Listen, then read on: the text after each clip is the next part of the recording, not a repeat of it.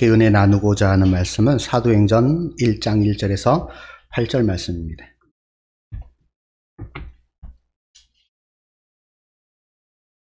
찾으신 줄 알고 제가 봉독하도록 하겠습니다.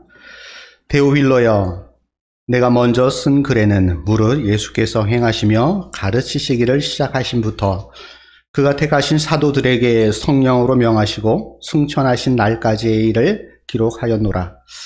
그가 고난 받으신 후에 또한 그들에게 확실한 많은 증거로 친히 살아계심을 나타내사 40일 동안 그들에게 보이시며 하나님 나라의 일을 말씀하시니라. 사도와 함께 모이사 그들에게 분부하여 이르시되 예루살렘을 떠나지 말고 내게서 들은 바 아버지께서 약속하신 것을 기다리라. 요한은 물로 세례를 베풀었으나 너희는 몇 날이 못되어 성령으로 세례를 받으리라 하셨느니라. 그들이 모였을 때에 예수께 여쭈어 이르되 주께서 이스라엘 나라를 회복하심이 이때이니까 하니 이르시되 때와 시기는 아버지께서 자기의 권한에 두셨으니 너희가 알 바 아니요 오직 성령이 너희에게 임하시면 너희가 권능을 받고 예루살렘과 온 유대와 사마리아와 땅끝까지 이르러 내 증인이 되리라 하시니라. 하나님의 사랑입니다. 하나님의 사랑으로 말미암아서 우리가 선교의 사명도 감당하고 하나님의 사랑으로 말미암아서 우리가 전도의 사명도 감당하고요. 하나님의 사랑으로 말미암아서 교회가 맡겨진 그 사명을 감당하는 것, 그것이 하나님께서 또 우리에게 맡겨주신 귀한 사명임을 믿습니다. 오늘 사도행전을 본문을 가지고 특별히 사도행전 1장 1절에서 8절까지의 말씀을 가지고 우리 함께 은혜 나누고자 합니다. 사도행전을 혹자들은 또 이렇게 이야기를 합니다. 복음행전, 복음을 통하여서 복음이 흘러가는 그 물결, 그래서 복음행전이다라고 일컫기도 합니다. 또 성령행전이라고도 그렇게 일컫습니다. 성령의 감화 감동을 받은 이들이 땅끝까지 이르러 복음을 전하는 그 행전, 그래서 복음행전, 성령행전이라고 이야기를 합니다. 우리가 사도행전이다라고 이야기를 하지만 이 사도행전을 보게 되면 크게 두 명의 큰 인물이 나옵니다. 한 명은 베드로, 또 한 명은 바울입니다.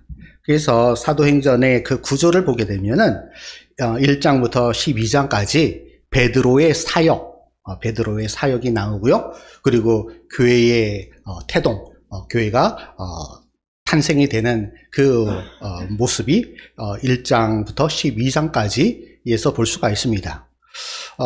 이를 이어서 13장부터 마지막 28장을 보게 되면 바울의 사역, 앞에서는 베드로의 사역이면 그 뒤에는 바울의 사역, 우리가 앞에서는 교회의 탄생이었으면 이제 바울의 사역을 통해서 교회가 확장되어져 가는 것을 볼 수가 있습니다. 특별히 예루살렘 교회가 탄생이 되고 그 예루살렘 교회의 탄생을 통하여서 안디옥 교회가 세워지고 이를 통하여서 소아시아, 더 나아가서 로마, 그리고 우리의 사도행전에는 기록되어 있지 않지만 그 당시에 많은 사람들이 땅끝이다라고 인식하고 있었던 스페인 지역까지 복음이 전파되어지는 그것을 볼 수가 있습니다. 오늘 본문은 이렇게 시작을 합니다. 데오빌로여. 사도행전은 특별히 누가가 기록을 했습니다. 누가는 사도행전뿐만 아니라 누가복음을 기록을 했습니다. 그래서 누가복음과 사도행전을 하나로 묶어서 누가행전이다라고도 이야기를 합니다. 그런데 누가복음 1장 1절에 보면 데오빌로 가카여 이렇게 기록을 하고 있어요. 데오빌로 가카여. 그런데 시간이 지나서 사도행전을 기록할 때는 데오빌로여라고 그렇게 기록을 하고 있어요. 어감이 어떻습니까? 데오빌로 각하여, 이는 굉장히 극존칭에 좀 거리감이 좀 있어 보이지 않나요? 그런데 시간이 지나서 사도행전을 기록할 때는 데오빌로여, 굉장히 가깝고 친근감 있는 그런 느낌을 주는 것을 볼 수가 있습니다. 그 이유는 이제 누가복음을 통하여서 데오빌로와 서로 교제하고 복음을 통하여 하나 되어자 하나의 공동체를 이루어 가다가, 그리고 복음을 통하여 가지고 양육하는 그 과정을 통하여서 이제는 데오빌로여라고 그 호칭할 수 있는 그 관계까지 갔다라는 것을 볼 수가 있습니다. 데오빌로여. 데오빌로는 어떤 고위직에 있었던 어느 한 실제 했던 그 인물이기도 합니다. 그런데 이 데오빌로는 이중적인 의미를 가지고 있어요. 그렇게 어떤 고위직에 있었던, 로마의 고위직에 있었던 한 인물, 실제 하는 인물이기도 하지만 데오빌로라는 그 이름의 뜻을 보게 되면은 또 놀라운 의미를 담고 있어요. 데오빌로는 데오스라는 단어와 필로스라는 단어가 합성이 된 그 단어예요. 데오스는 하나님이란 뜻이고요. 필로스는 사랑하다, 우정의 관계. 그게 필로스예요. 필로스. 그러니까 데오빌로라는 그 이름을 해석하면은 하나님을 사랑하는 자, 하나님을 사랑하는 자라는 그러한 뜻이 담겨져 있습니다. 어때요? 하나님을 사랑하는 자. 저와 여러분은 분명 하나님께서 저와 여러분을 사랑하셨고, 또한 저와 여러분 또한 하나님을 사랑하는 자, 곧 그 이름을 믿는 자, 곧 성도라 이름하는 자가 되었습니다. 동의하십니까? 네. 다들 동의하셔야 됩니다. 우리 모두는 하나님을 사랑을 받은 자일 뿐만 아니라 하나님을 사랑하는 자, 곧 성도이기 때문입니다. 또한 이어서 데오빌로여, 내가 먼저 쓴 글, 아까도 말씀드렸지만 누가행전이라고 했습니다. 먼저 쓴 글은 바로 누가복음입니다. 누가복음. 우리는 잘 알다시피 4개의 복음서를 가지고 있습니다. 마태, 마가, 누가, 요 3가지를 일컬어서 공관복음이다 라고 하고, 요한복음을 합쳐서 사복음서다 라고 이야기를 합니다. 왜 복음서일까요? 그 복음서의 주 복음의 내용은 바로 예수 그리스도의 나심, 예수 그리스도의 사심, 가르치심, 고난당하심, 죽으심, 부활하심, 승천하심, 그 내용이 담겨져 있습니다. 우리는 이를 한 단어로 복음이다라고 일컫습니다. 복음. 복음을 통하여서 저와 여러분은 하나님의 자녀가 되었습니다. 그리고 이 사도행전에서는 바로 그 복음을 천하 만민에게 전하는 그 내용이 바로 사도행전입니다. 사도행전의 처음과 끝을 장식하고 있는 단어가 있어요. 사도행전 맨 앞에 맨 첫 부분에 담겨져 있는 내용이 있는데, 거기를 보면은 하나님의 나라예요. 3절에, 오늘 보면 3절에 보면 그가 고난 받으신 후에 또한 그들에게 확실한 많은 증거로 친히 살아계심을 나타내사 40일 동안 그들에게 보이시며 하나님의 나라의 일을 말씀하시니라. 복음서를 통하여서 바로 하나님의 나라를 예수 그리스도께서 선포하셨다라는 것이에요. 예수님께서 공생애를 시작하시면서 가장 먼저 외치신 것이 무엇이냐면 회개하라요. 하나님의 나라가 가까웠다라는 내용이에요. 예수님께서 오심을 통하여서 하나님의 나라를 이 땅 가운데 가지고 오셨어요. 예수 그리스도께서 하나님의 나라를 우리 모든 믿는 자들에게 허락하시고 또한 이 땅 가운데 그 하나님의 나라를 가지고 오셨습니다. 뿐만 아니라 사도행전 맨 마지막 사도행전 28장 31절에 보면 바울 사도가 로마로 가서 그곳에서 붙잡혔습니다. 그리고 가택연금 상태에서 이러한 행동을 합니다. 하나님의 나라를 전파하며 주 예수 그리스도에 관한 모든 것을 담대하게 거침없이 가르치더라. 그렇기에 사도행전은 처음과 마지막에서 강조하고 있는 것이 무엇인가 하면 하나님의 나라예요. 그런데 앞에 1장 3절에 있는 하나님의 나라라는 것은 예수님께서 가르치신 하나님의 나라예요. 예수님께서 친히 하나님의 나라를 이 땅 가운데 가져오셔서 그를 믿는 모든 자에게 하나님의 나라를 허락하셨어요. 그러면 마지막에 있는 이 하나님의 나라는 어떠한 것이냐? 바울이 선포한 그 하나님의 나라는 이미 예수님께서 그 하나님의 나라를 이 땅 가운데 가지고 오셨고, 그리고 그 가지고 오신 예수 그리스도를 믿는 자에게 이 모든 것들을 허락하시겠다. 하나님의 나라, 예수 그리스도를 통하여서 하나님의 나라를 누리고 살아가는 그거를 허락해 주신다라고 바울 사도는 선포하고 있는 것입니다. 마태복음에서는 천국이라고 그렇게 기록을 하고 있어요. 이방인, 유대인들 그 외에 이방인들은 천국에 대한 이미지가 없어요. 천국에 대한 그 이해가 없어요. 그런데 그래서 유대인들에게 마태는 가르치기 위해서 천국이라고 이야기를 합니다. 그리고 마가와 누가는 하나님의 나라, 이방을 위해서 헬라어로 선포를 하면서 하나님의 나라라고 그렇게 기록을 하고 있습니다. 또한 요한은 천국, 하나님의 나라 이렇게 기록하는 것이 아니라 영생. 그러니까 천국과 하나님의 나라, 하늘나라, 영생, 구원. 이거는 동일어예요. 복음서에서 조금 이렇게 단어가 다르게 기록이 되어 있지만 동일한 언어예요. 천국, 하나님의 나라, 하늘나라, 영생, 구원. 이것은 동일어예요. 그런데 그 동일어이지만 이 동일어를 우리가 얻기 위해서는 무엇을 해야 되느냐 하면 예수 그리스도를 믿어야 된다라는 것을 말씀하고 있는 것입니다.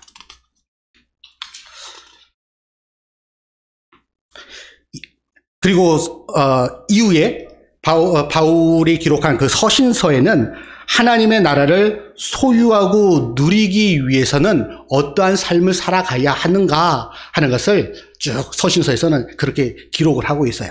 그 서신서를 읽다 보게 되면 그 하나님의 나라를 소유하고 누리기 위해서는 예수 그리스도를 믿고 그리고 예수 그리스도를 알아가야 하고 그리고 믿고 알아간 그 내용을 삶을 통하여서 행하여야 하고 뿐만 아니라 그것을 전파해야 한다라는 것을 계속적으로 서신서에서는 그렇게 강조하고 있습니다.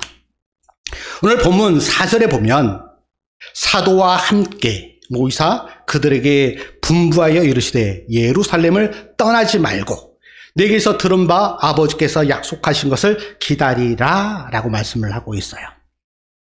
사도와 함께 예수님께서는 특별히 12제자를 양육을 하셨어요. 함께 생활을 하시면서 3년이라는 세월을 제자들 그리고 그 제자들을 사도로 삼으셨어요. 사도란 말의 헬라어 원어는 아포스톨로스라는 단어예요. 아포스톨로스. 이 아포스톨로스라는 사도의 그 단어의 뜻은 보냄 받은 자라는 뜻이에요. 보냄을 받은 자. 무엇을 위해서 보냄을 받았느냐? 하나님의 나라를 전파하기 위해서, 예수 그리스도를 전하기 위해서, 바로 복음서에 기록되어져 있는 그 복음의 내용을 전하기 위해서 보냄 받은 자, 그들이 바로 사도예요. 사도. 그러면 이 시대에도 사도가 있느냐? 없어요. 그거는 시대적으로 필요했던 그 직분이에요. 그러면 이 시대에는 사도는 없는데 우리는 어떻게 살아가야 하는가? 바로 사도적으로 살아가야 돼요. 사도적으로. 사도가 예수님께 부름을 받고 복음을 위하여, 하나님의 나라를 위하여서 보냄을 받았다면 저와 여러분은 이제 성령님께서 저와 여러분들을 부르시고, 그리고 하나님의 나라를, 그리고 복음을 위하여 세상 끝까지 보냄 받은 자, 그렇게 비록 우리는 사도가 아니다 하지라도 사도적인 삶을 살아가야 하는 것입니다. 예수님께서 사도와 함께 모이사 그들에게 분부하여 이렇게 말씀하십니다. 예루살렘을 떠나지 말고, 예루살렘을 떠나지 말고. 3년이라는 그 시대가, 그 시간이 결코 짧은 시간은 아니었을 거예요. 직접 예수님과 3년이라는 그 시간을 통하여서 가르침을 받고 예수님의 삶을 함께 보고 누리고 살아왔어요. 그러함에도 불구하고 이제 보냄을 받는데 지금 당장 가야 하는 것은 아니다. 예루살렘에 머물러 있어라 라고 말씀하고 있어요. 그 이유가 뭘까요? 다음에 이어지는 말씀입니다. 내게서 들은 바 아버지께서 약속하신 것을 기다리라. 아버지께서 약속하신 것은 무엇일까요? 바로 성령입니다. 성령. 성령을 받기 전에는 이미 완벽한 사도로서의 그 사명을 감당할 수가 없어요. 마가의 다락방에 사도들과 120명의 사람들이 함께 모였습니다. 그들은 그 이전까지는 두려움에 떨던 그런 겁쟁이였어요. 예수님과 3년이라는 세월을 보냈지만 예수님께서 십자가에 죽으신, 그리고 그를 통하여서 분명히 박해가 있을 것을 예상했기에 그들은 두려움에 떨 수밖에 없는 그러한 겁쟁이들이었어요. 또한 우리가 잘 알다시피 갈릴리 바다에서 물고기를 잡던 어부들이었어요. 많이 배우지 못한 무식쟁이들이었어요. 또한 하나 되지 못하는 모래알과 같은 그러한 전혀 하나 되지 못하던 자들이었습니다. 또 뿐만 아니라 자기 욕심, 예수님께서 왕이 되면 그 좌우의 자리를 차지하고자 하는 그러한 자리 욕심이 있었던 그러한 사람들이었어요. 그러한 자들이 성령을 받은 이후, 마가의 다락방에서 성령 강림을 통해서 성령을 받은 이후 그들의 모습은 이전의 그 모습들과 180도 달라진 모습을 보이게 됩니다. 하나님께서는 분명 저와 여러분들을 부르시고 보내실 때는 반드시 성령의 체험을 하게 하십니다. 그 성령의 체험을 통하여서 나에게 주어진 그 사명이 참으로 귀하고 내가 이 사명을 감당하지 않을 때에는 참으로 한탄스럽고 그 사명을 감당하고자 하는 그 열망, 뜨거운 열망을 일게 하십니다. 그것이 바로 성령님께서 그렇게 하시는 것입니다. 그렇게 성령님께서 우리에게 열망을 주심을 통하여서 바로 우리가 보내는 그 자리로 나가서 우리에게 맡겨진 그 사명을 감당할 수 있는 것입니다. 성령을 받아야 하는 이유가 바로 여기에 있습니다. 바로 변화를 위하여. 개인의 변화뿐만 아니라 공동체의 변화, 공동체의 변화뿐만 아니라 이 나라와 이 민족을 변화하기 위해서는 반드시 성령을 받고 성령의 체험을 통하여서 성령이 인도하시는 그 자리로 나아가야 하는 것입니다. 오늘 본문 8절 말씀에 이렇게 기록을 하고 있습니다. 성령이 바로 성령입니다. 성령이 너희에게 임하시면 너희가 권능을 받고 그 어떤 고난 앞에 그 어떤 역경 앞에서도 담대하게 나갈 수 있는 그 권한, 권능, 권세 그를 통하여서 담대하게 나갈 수가 있는 것입니다. 그 자리가 아무리 힘들고 고통스럽고 생명의 위협이 있다 할지라도 그 권능을 받은 자는 그 사명의 자리로 나갈 수 있는 것입니다. 제자들이 그랬습니다. 제자들이 성령을 받은 이유, 욕심쟁이요, 겁쟁이요, 자기 욕심에 이끌렸던 그 자들이 성령을 받은 이후에는 그 두려움의 자리, 고통의 자리, 생명이 경각에 달려있는 그 위험의 자리까지도 나아갈 수 있었던 것입니다. 권능을 받고 예루살렘과 온 유대와 사마리아와 땅끝까지 이르러 내 증인이 되리라. 복음의 확산입니다. 복음의 확산. 우리가 이 복음의 확산을 잘 볼 수 있는 본문이 바로 사도행전입니다. 예루살렘을 둘러싸고 있는 지금의 이스라엘 지경이었던 그 유대 땅, 그리고 당시에는 이방인처럼 개와 돼지로 취급받았던 그 사마리아 지역까지, 또한 그를 넘어서 그 국경을 넘어서 이제 땅끝까지 이르는 그 능력을 이 사도들, 그리고 하나님, 우리 주님께로부터 보냄받은 자들이 그곳으로 나아갔던 것입니다. 복음의 확산입니다. 확산. 지금도 이 복음의 확산은 지속적으로 이루어지고 있습니다.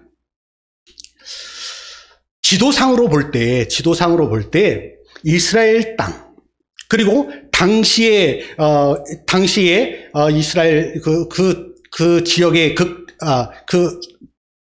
지역에 살던 사람들의 세계관 속에는 어떤 세계관이 있었냐면은 땅끝 하면은 바로 서쪽을 의미합니다. 서쪽.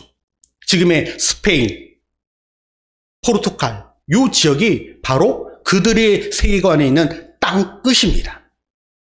그래서 사도행전을 쭉 보게 되면은 복음이 그렇게 해서 끝까지 이어져 가는 것을 볼 수가 있습니다. 예루살렘에서 시작을 해서 소아시아, 그리고 로마, 그리고 스페인까지 이어지는 것을 보게 됩니다. 그런데 그 지도를 다시 한번 생각해 봅시다. 서쪽으로 이동하게 되면 스페인이라는 그곳이 땅끝입니다. 그런데 그 시선을 동쪽으로 한번 옮겨 봅시다. 동쪽의 맨 끝이 어딘가 하면 바로 대한민국입니다. 여러분들 세계 지도가 머릿속에 혹시 상상이 되십니까? 예루살렘, 이스라엘 땅의 서쪽은 스페인이고 오른쪽은 그 땅끝은 바로 대한민국입니다. 복음이 성경의 역사를 보게 되면, 복음이 흘러간 것을 보게 되면 서쪽으로 이렇게 이동해 갔습니다.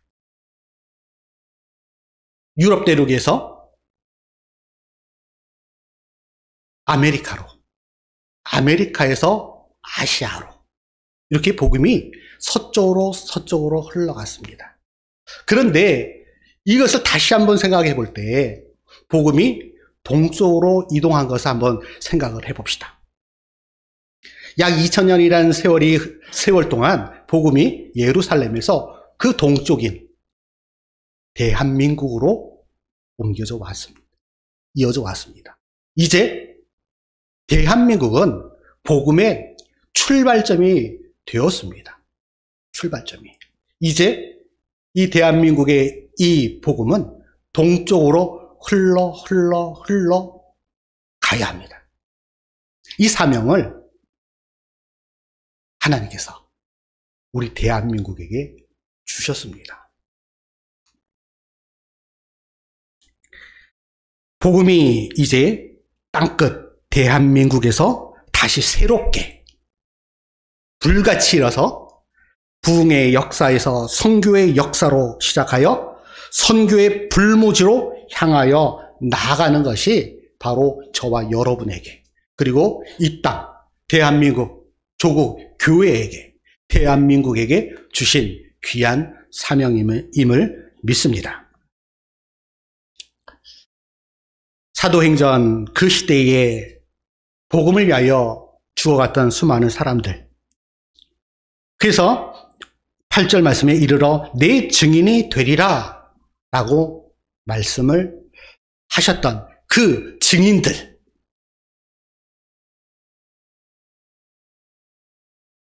증인이라는 단어의 헬라어 단어가 마르투스라는 단어입니다. 마르투스는 당시 증인. 그런데 이 마르투스가 나중에 어떤 단어로 바뀌냐면 영어의 마터로 바뀌게 됩니다. 마터는 바로 순교자, 순교한 사람을 의미를 합니다. 마르투스가 마터로 변하는, 증인이 결국은 순교의 자리로 나아가는, 그것이 사도행전에서 보여지는 증인의 모습들입니다. 우리 성경에는 다 기록할 수 없기에 1세기에 살아갔던 역사가인 유세비우스, 이레니우스 이런 사람들이 쭉 있습니다. 그리고 그 옛날부터 내려오던 구전되어져 내려오는 그 사도들의 그 발걸음들을 그러한 책들과 그러한 그 구전되어져는 그 전통들을 보면은 그 12사도들, 그리고 성경에 대표적으로 나온 사도 외의 인물들에 대해서 기록되어져 있는 것을 볼 수가 있습니다. 그래서 오늘 제가 그걸 표로 만들어 왔는데 보이실래나 모르겠어요? 사도들, 그리고 사도들 외의 중요 인물들, 성경에 나오는 인물들의 삶을 이렇게 도표를 통하여서 보게 되면 결국에는 이들은, 사도들과 그 인물들은 대부분 다 그들의 보내받은 그 현장에서 복음을 전하다가 다 참수를 당하고 가죽이 벗겨지고 십자가에 못 박혀 죽고, 어떤 이는 십자가에 거꾸로 매달려 죽고, 어떤 이는 X자의 십자가에 매달렸어. 또 어떤 이는 돌에 맞아서 죽고, 그리고 어떤 이는 달궈진 기름에 튀겨 죽고, 이러한 순교의 자리로 나아가는 것을 쭉 보게 됩니다. 안드레, 바돌로메, 세베대 아들 야고보, 또한 야고보, 요한, 이러한 이들 쭉 보게 되면 그들은 생명의 복음을 전하다가 다들 극한의 고통 속에서 순교의 현장으로 나아갔던 사람들입니다.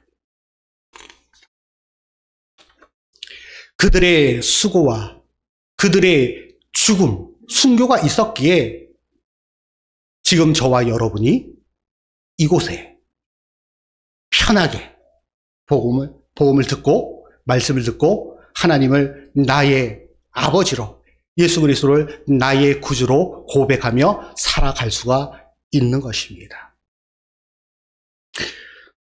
복음의 확산은 그냥 지경만 넓혀지는 것이 아니라 바로 그 한 사람의 그 순교를 통하여서 또 다른 생명이 탄생이 되는 것, 바로 그것이 복음의 지경이 넓혀지는 것, 복음의 확산이 이루어지는 것인 것입니다.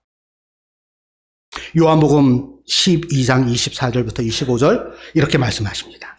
내가 진실로 너희에게 이르노니 한 알의 밀이 땅에 떨어져 죽지 아니하면 한 알 그대로 있고 죽으면 많은 열매를 맺느니라. 자기의 생명을 사랑하는 자는 잃어버릴 것이요 이 세상에서 자기의 생명을 미워하는 자는 영생하도록 보전하리라. 우리가 그 과거에 순교의 현장에서 생명을 잃었던 그 자들을 기억하는 이유가 뭡니까? 바로 그들로부터 생명의 복음이 흘러 우리에게까지 왔기 때문입니다. 그들이 하나의 미랄이 되었기 때문에 저와 여러분이 지금 이 자리에 수많은 열매들로 맺혀지고 있는 것입니다. 이제 우리는 이곳에서 나 자신을 하나의 미달로 썩혀서 또 다른 생명이 탄생되어지는 그 삶의 현장으로 이제 나아가야 하는 것입니다. 그를 위하여 저와 여러분들을 부르셨습니다. 이제 그 현장으로 저와 여러분을 주님께서 보내십니다. 그 보내심 앞에 주님, 내가 여기 있사오니 나를 보내주시옵소서. 아멘함으로 나아갈 수 있는 저와 여러분이 되어지기를 주님의 이름으로 간절히 축원합니다.